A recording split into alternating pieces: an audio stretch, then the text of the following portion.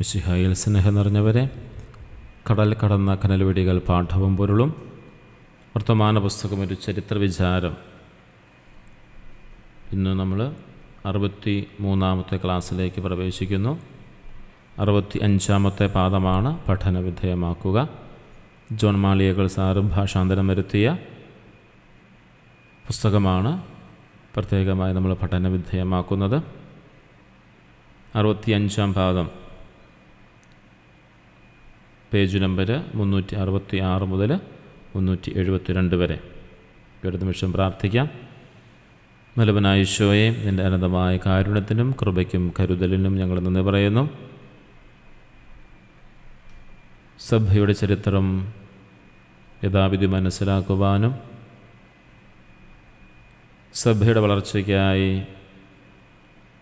പൂർവ്വപിതാക്കന്മാർ നൽകിയ സംഭാവനയും അവരുടെ ജീവിതത്തിൽ അവർ സ്വീകരിച്ച വേദനകളും അവയെല്ലാം ദൈവഹിത പ്രകാരം ക്രമീകരിച്ചതുമൊക്കെ ഞങ്ങൾക്ക് മനസ്സിലാക്കി തരുന്ന അങ്ങനെ അനന്തമായ സ്നേഹത്തെ, കാരുണ്യത്തെ ഞങ്ങൾ ഓർക്കുന്നു. നല്ലവനായ ഈശോയെ, ഈ ക്ലാസ് മുന്നോട്ട് കൊണ്ടുപോകുവാൻ ഞങ്ങളെ സഹായിക്കുന്നതിനെ ഓർത്ത് നന്ദി പറയുന്നു. ഇതിൻ്റെ പിന്നെ പ്രവർത്തിക്കുന്ന എല്ലാവരെയും നിൻ്റെ കൃപയാൽ അനുഗ്രഹിക്കുകയും ആശീർവദിക്കുകയും ചെയ്യണമേ. അമ്മേ മാതാവേ, ഞങ്ങൾക്ക് വേണ്ടി മാധ്യസ്ഥം വഹിക്കണമേ. മാറിയ യോസേപ്പേ, സകല വിശുദ്ധരെ, സകല മാലാഖമാരെ ഞങ്ങളെ അനുഗ്രഹിക്കാനായി നിൻ്റെ ഈശോയുടെ അടുക്കൽ ഞങ്ങൾക്ക് വേണ്ടി നിരന്തരം മാധ്യസ്ഥം വഹിക്കുകയും ചെയ്യണമേ. പ്രിയ സഹോദരങ്ങളെ, നമുക്ക് പാഠത്തിലേക്ക് പ്രവേശിക്കാം. 65-ാം പാഠം പേജ് നമ്പർ 366 മുതൽ 372 വരെ.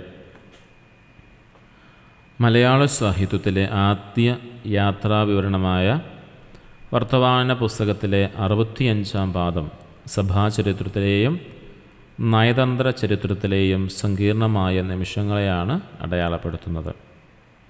മെത്രാപ്പൊലീത്തയായി നാമനിർദ്ദേശം ചെയ്യപ്പെട്ട കരിയാറ്റിൽ മെൽപ്പാനും പാറേമാക്കൽ കത്തനാരും പോർച്ചുഗീസ് രാജകൊട്ടാരത്തിൽ നന്ദി അറിയിക്കാൻ പോകുന്നതും അവിടെ അരങ്ങേറുന്ന നാടകീയ സംഭവങ്ങളുമാണ് ഇന്നത്തെ ക്ലാസ്സിൻ്റെ ഉള്ളടക്കം. പതിവ് പോലെ 5 ആശയങ്ങളിലാണ് നമ്മൾ ക്ലാസ് ക്രമീകരിച്ചിരിക്കുക. ഒന്നാമത്തെ ആശയം, കൊട്ടാരത്തിലേക്കുള്ള യാത്രയും കയത്താനോസ് പാതിരിയും. തങ്ങളെ നിരന്തരം ദ്രോഹിച്ചുകൊണ്ടിരുന്ന കയത്താനോസ് പാതിരിയോടൊപ്പം കൊട്ടാരത്തിൽ പോകാൻ പാറേമാക്കലിനും മെൽപ്പാനും താല്പര്യമില്ലായിരുന്നു. എങ്കിലും കൊട്ടാരത്തിലെ ആചാര്യമര്യാദകൾ അറിയാവുന്നയാൾ എന്ന നിലയിലും പ്രഭുവിന് അയാളുള്ള താല്പര്യം കണക്കിലെടുത്തും അവർ ആ സാഹസത്തിന് മുഖം തുറന്നു. സ്നേഹമില്ലെങ്കിലും ലോകമര്യാദകൾ പാലിക്കുന്ന ലോകാചാരം എന്ന തന്ത്രമാണ് അവർ ഇവിടെ സ്വീകരിച്ചത്. രണ്ടാമത്തെ ആശയം, രാജ്ഞിയുമായുള്ള കൂടിക്കാഴ്ചയും കയത്താനോസിൻ്റെ വേഷപ്പകർച്ചയും. ഖലൂസ കൊട്ടാരത്തിൽ വെച്ച് മരിയ ഒന്നാമൻ രാജ്ഞിയെ കണ്ടുമുട്ടുന്നു.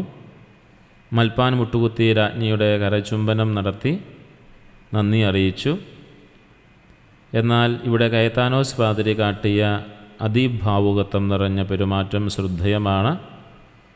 രാജ്ഞിയുടെ മുൻഗാമികൾ വാളുകൊണ്ടാണ് ഇന്ത്യ പിടിച്ചടക്കിയതെങ്കിൽ രാജ്ഞി സുവിശേഷം കൊണ്ടാണ് ഇന്ത്യയെ കീഴടക്കിയതെന്ന് പറഞ്ഞ് അയാൾ രാജ്ഞിയുടെ കാൽ മുത്താൻ ശ്രമിച്ചു. എന്നാൽ രാജ്ഞി പാതിരിയെ വിലക്കുകയും തൻ്റെ ഗാംഭീര്യം നിലനിർത്തുകയും ചെയ്തു. മൂന്നാമത്തെ ആശയം, രാജാവിനോടുള്ള നന്ദി പ്രകാശനവും പാറേമാക്കലിൻ്റെ ഇടപെടലും. രാജ്ഞിക്ക് ശേഷം രാജാവുമായി അവർ കൂടിക്കാഴ്ച നടത്തുന്നു. രാജാവിനോട് നന്ദി പറഞ്ഞ വേളയിൽ ഇയാൾ ആര് എന്ന് രാജാവ് പാറേമാക്കൽ കത്തനാരെക്കുറിച്ച് ചോദിക്കുന്നു. മലങ്കര പള്ളിക്കാർ അയച്ച പ്രതിനിധിയാണ് എന്ന് കയത്താനോസ് മറുപടി നൽകി. തൻ്റെ വംശത്തിന് മുഴുവൻ വേണ്ടി പാറേമാക്കൽ രാജാവിനോട് കൃതജ്ഞത രേഖപ്പെടുത്തുന്നത് അദ്ദേഹത്തിൻ്റെ വംശസ്നേഹത്തെയും ദൗത്യബോധത്തെയും കാണിക്കുന്നു. നാലാമത്തെ ആശയം, പ്രഭുവിൻ്റെ വീട്ടിലെ വിരുന്നും മനക്ലേശവും. പ്രഭുവിൻ്റെ വീട്ടിലെത്തിയപ്പോൾ ഉണ്ടായ സംഭവങ്ങൾ പാറേമാക്കലിനെ വല്ലാതെ വേദനിപ്പിച്ചു. താൻ കാരണമാണ് മൽപ്പാന് ഈ സ്ഥാനം കിട്ടിയതെന്നും ഇവർ തന്നോട് പിണങ്ങി മാപ്പ് പറഞ്ഞ് തിരിച്ചു വന്നതാണെന്നും കയത്താനോസ് പ്രഭുവിൻ്റെ ഭാര്യയ്ക്ക് മുമ്പിൽ കള്ളം പറഞ്ഞു. ഇത് കേട്ടു മൽപ്പാനും കത്തനാരും ലജ്ജിച്ചുപോയി. തങ്ങളെ അവസരവാദികളെന്ന് പ്രഭുവിൻ്റെ ഭാര്യ കരുതുമോ എന്നതായിരുന്നു അവരുടെ ഭയം. കയത്താനോസിൻ്റെ വഞ്ചനാപരമായ സ്വഭാവം ഇവിടെ പൂർണ്ണമായി വെളിപ്പെടുന്നു. അഞ്ചാമത്തെ ആശയം, മർക്കസ അഞ്ചേജയുടെ തന്ത്രപരമായ ഇടപെടൽ. കയത്താനോസിൻ്റെ കള്ളത്തരങ്ങൾക്കിടയിലും മർക്കസ അഞ്ചേജ എന്ന മന്ത്രി ഇവരുടെ നിഷ്കളങ്കത തിരിച്ചറിഞ്ഞു. മൽപ്പാനും കത്തനാരും പുതിയ വസ്ത്രങ്ങൾ തുന്നിക്കാൻ ആവശ്യപ്പെട്ട പണം കയത്താനോസിനെ ഏൽപ്പിക്കാതെ രഹസ്യമായി അവർക്ക് തന്നെ നൽകി. ഇത് അവരോടുള്ള മന്ത്രിയുടെ വിശ്വാസത്തെ സൂചിപ്പിക്കുന്നു. രാത്രി 8 മണിയോടെ അവർ തിരികെ ആശ്രമത്തിൽ എത്തുന്നതോടെ ഈ സുദീർഘമായ നന്ദി പ്രകാശന യാത്ര അവസാനിക്കുന്നു. ഇത്രയുമാണ് ഇന്നത്തെ നമ്മുടെ ക്ലാസ്. പതിവുപോലെ എപ്പോഴും സൂചിപ്പിക്കാറുള്ളതാണ്, ഇടയ്ക്കിടയ്ക്ക് സൂചിപ്പിക്കാറുള്ളത് പോലെ വർത്തമാന പുസ്തകം നേരിട്ട് വായിക്കണം എന്ന കാര്യം പ്രത്യേകമായി ഓർമ്മിപ്പിക്കുകയും ചെയ്യുന്നു.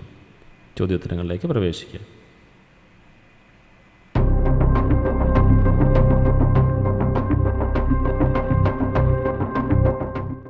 കയത്താനോസ് പാതിരിയെ കൂടെ കൂട്ടാൻ മൽപ്പാനും കത്തനാരും തീരുമാനിച്ചതിൻ്റെ പ്രധാന കാരണമെന്ത്? കൊട്ടാരത്തിലെ ആചാര്യമര്യാദകളിൽ പരിചയമില്ലാത്തതിനാൽ അത് കൃത്യമായി നിർവഹിക്കാൻ.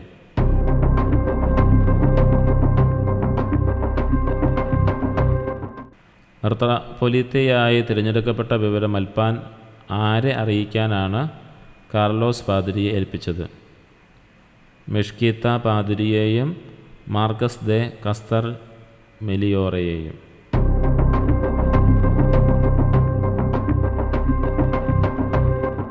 രാജാവും രാജ്ഞിയും വസിച്ചിരുന്ന കൊട്ടാരത്തിൻ്റെ പേരെന്ത്? ഖലൂസ കൊട്ടാരം.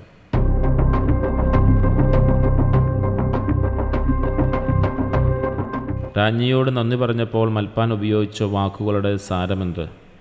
ഞാൻ അയോഗ്യനെങ്കിലും എനിക്കും എൻ്റെ ജാതിക്കും നൽകിയ സ്ഥാനത്തിന് നന്ദി പറയുന്നു.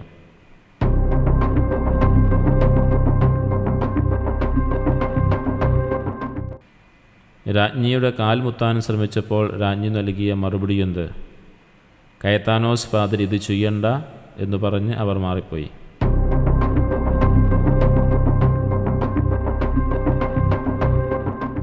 രാജാവിനോട് നന്ദി പറഞ്ഞപ്പോൾ പാറേമാക്കൽ കത്തനാർ സ്വയം പരിചയപ്പെടുത്തിയത് എങ്ങനെ? മലങ്കര പള്ളിക്കാർ അയച്ച ആളാണെന്നും തൻ്റെ വംശം മുഴുവനും രാജാവിനോട് നന്ദിയുള്ളവരാണെന്നും.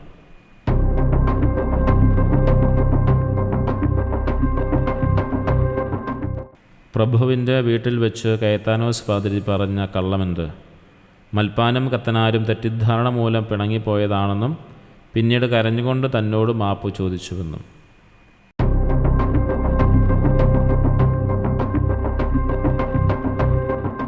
പ്രഭുവിൻ്റെ ഭാര്യ മൽപ്പാനെ നോക്കിയത് എന്തു ഭാവത്തിലാണ്?